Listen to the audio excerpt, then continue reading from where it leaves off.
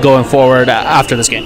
Yeah, I mean, limiting free throw attempts, limiting threes. I thought we did a decent job of keeping them out of the paint. In basketball, particularly at the professional level where competition is fierce and every possession matters, one of the most important lessons for any team to learn is how to remain competent, organized, and dangerous when their best player is on the bench. And this game was a live demonstration of that very truth as the Indiana Fever navigated stretches without Caitlin Clark on the floor.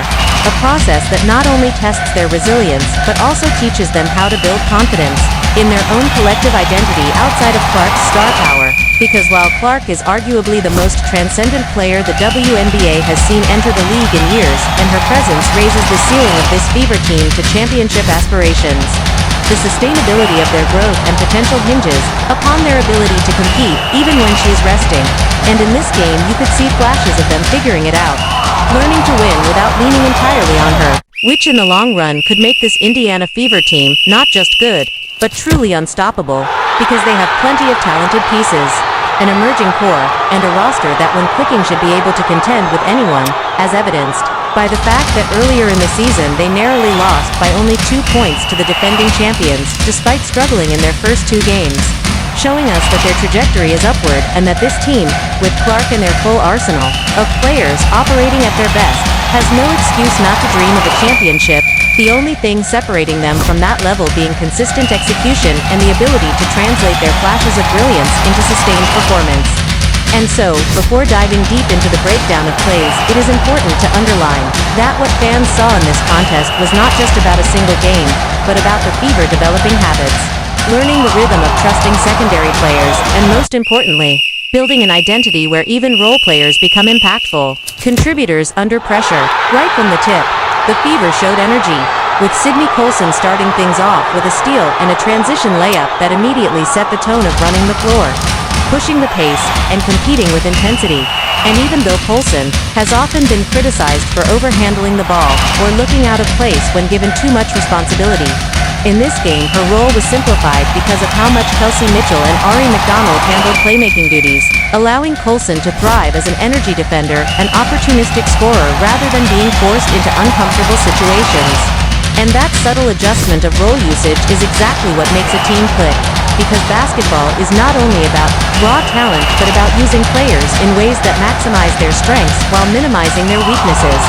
Something the Fever have struggled with in past years but appeared to begin figuring out in this matchup. Speaking of Kelsey Mitchell, this game was one of those reminders of why she is not just an important piece but a player capable of transforming the entire Fever offense when she finds her rhythm, as she came off handoffs, drilled smooth mid-shots, and rediscovered that scoring groove that made her such a dangerous weapon last season, finishing with 24 points on 7 of -14 shooting.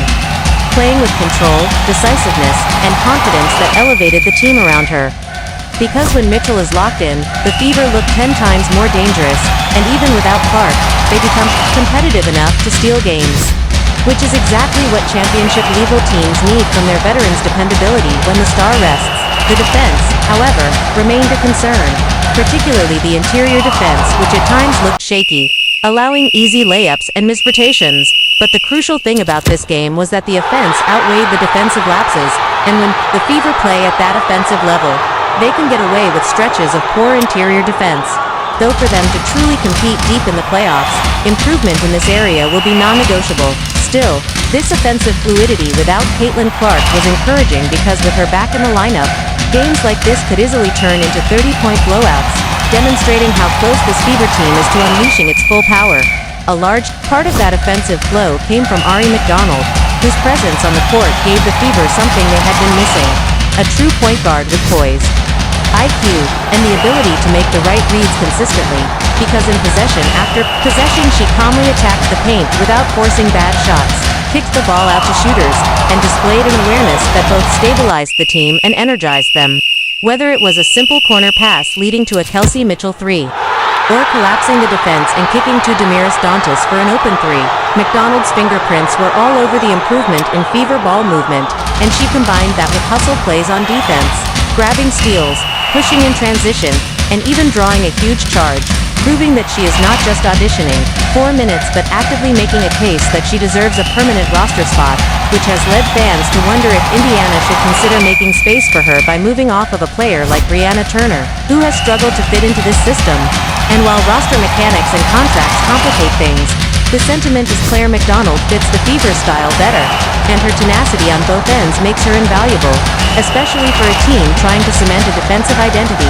Alongside her, Lexi Hull has quietly been developing into one of the most underrated glue players in the league, because in this game she not only scored 14 points with 6 rebounds and 4 assists, but she also displayed a vastly improved playmaking ability, particularly with her passing out of the low post, threading difficult angles to cutters and bigs, which suggests that her off-season training, perhaps in part with Caitlin Clark, has unlocked new dimensions in her game, making her not just a hustle player but a legitimate connective piece who can facilitate, rebound, and defend at a high level, the kind of player every championship team relies on even if she doesn't always make the highlight reels.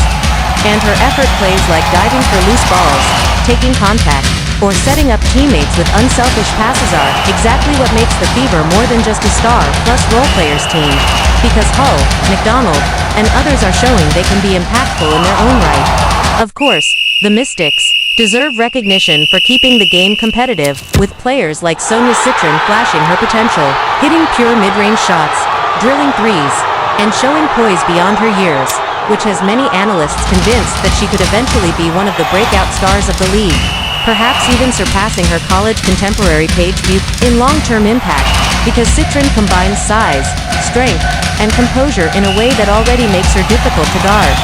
And for the Fever, being tested by young rising stars like her is exactly the kind of competition that prepares them for the future. Meanwhile, Aaliyah Boston's stat line might look modest only, 10 points on 5-4-5 shooting, but context matters, because she was relentlessly doubled, bumped, and denied touches without Caitlin Clark to draw defenders away, and still managed to be perfect from the field when she did get touches, reminding everyone that her efficiency and dominance in the paint are unquestionable. But her production is stifled when defenses load up on her without worrying about Clark's gravity, a reality that proves just how symbiotic their partnership is, as Clark's playmaking opens up easy looks for Boston, while Boston's post presence gives Clark a reliable release valve. And without Clark, Boston has to fight through extra physicality and attention just to get the ball. Which is why anyone glancing at the box score and dismissing her performance as quiet is missing the bigger picture. Boston is still doing her job. She is still dominating her individual matchups when given the chance, but teams are scheming entirely to stop her.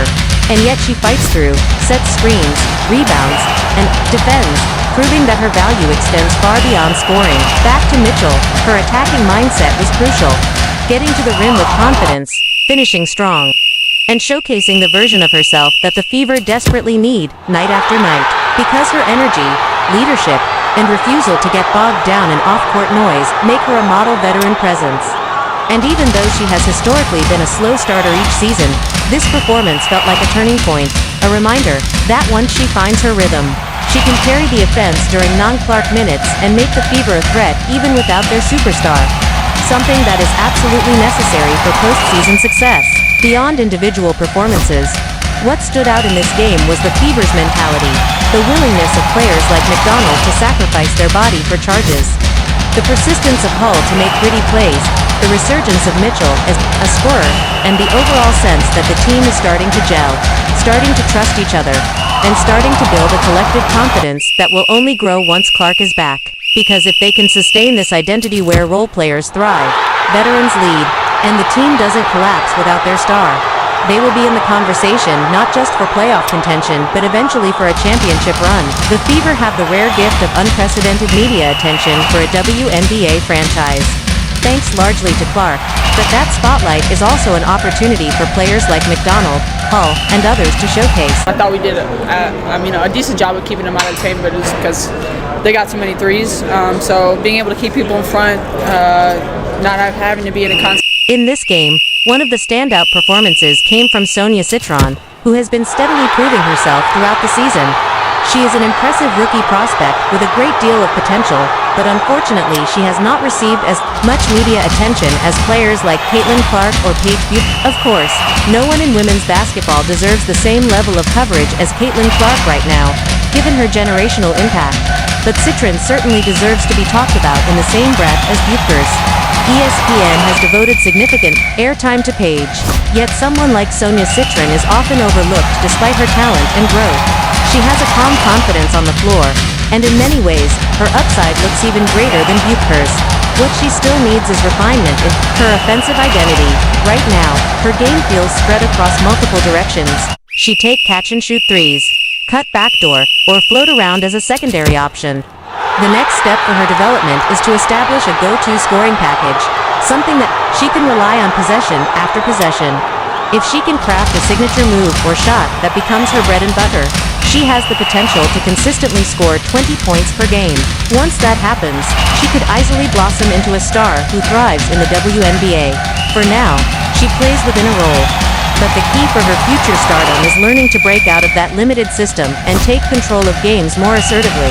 One sequence that highlighted her impact came when she was denied a look near the basket, but Kelsey Mitchell pushed the rebound up the court, found Alia Boston, who then moved it to Sydney Colson on the wing. Colson drilled the three, showing that the Fever were finally starting to click as a unit. What made Colson's performance so effective in this game was that she didn't need to dominate the ball. Too often when she has to run point, the offense stagnates. But here, she played in rhythm, moved off the ball, knocked down shots, and contributed in her own lane. That kind of role maximizes her value and gives Indiana another weapon without forcing her to do too much. Plays like that also showed the Fever's growth compared to their earlier games without Clark, where the offense looked disorganized and choppy. Now they were finally running smooth sequences, moving the ball, and trusting each other. Another prime example of that ball movement came when Colson penetrated, found Kelsey Mitchell, who then swung it to Lexi Hull for an open three. Hull has been phenomenal this season. Her energy, defense, and offensive versatility make her invaluable. She rebounds, defends multiple positions, hustles for loose balls, makes smart passes, and, on top of all that, she has become a reliable shooter. The question almost becomes, what doesn't she do? Every game she finds a way to contribute across the board, and she has elevated her play noticeably from last year. Plays where she cuts backdoor or handles dribble drives into the paint showcase her instincts and effort. Hull's two-way consistency has made her indispensable. And at this point, it's hard to imagine the Fever competing for a title without her impact. If this team were to someday win a championship, there's no question that Hull's jersey would deserve to hang in the rafters as one of the pillars of their success. The Fever also benefited from Aari McDonald, who has quietly become one of the more intriguing contributors on the roster. On one possession, she inbounded the ball with perfect timing to find Hull cutting for a tough layup. That is exactly the type of vision and decision-making usually associated with Clark, and having McDonald